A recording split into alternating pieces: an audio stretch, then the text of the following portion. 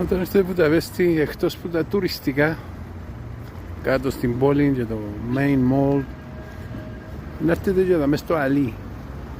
Δίπλα έχει ένα μικρό mall που είναι για τους ντόπιους.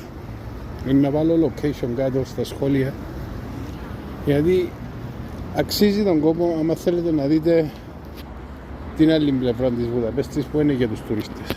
Άμα έρχονται και ψουμνίζουν οι ντόπιοι, τα γερούθηκια, ξέρω εγώ, έχει 4 ορόφους δαμέ κάτω στο basement. Είναι η φρουταρία τους, είναι η αγορά που έρχονται και ψουμνίζουν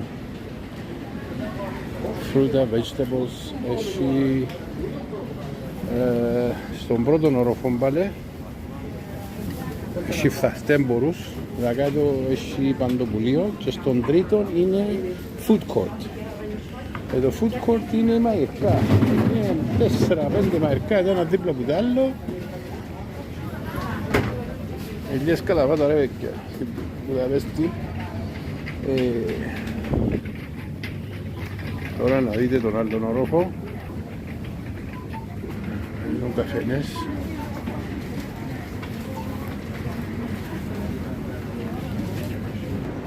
Άμα είμαστε στο πρώτο όροφο, είναι η Ανθοπολία, είναι Ανθοπόλης.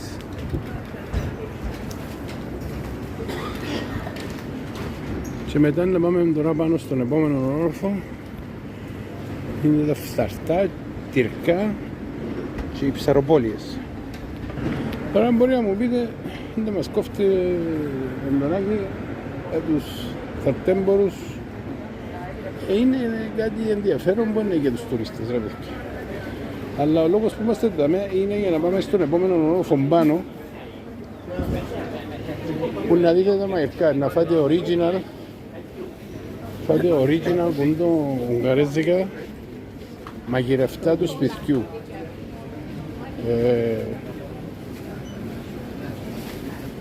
Το ψάρι, επειδή δεν έχουν στη θάλασσα, είναι ακριβό να είμαστε στην Ουγγαρία και το αρκάζεται σαν είδος πολυτελείας. Η πέρκα έχουν πάρα πολλά και κάνουν το καλύτερο πάπρικα, είναι αλεσμένο στεγνό πιπέρι, καλύτερο πάπρικα στον κόσμο. Κάνουν το γλυκί, κάνουν το αρσό, κάνουν το καπνιστό.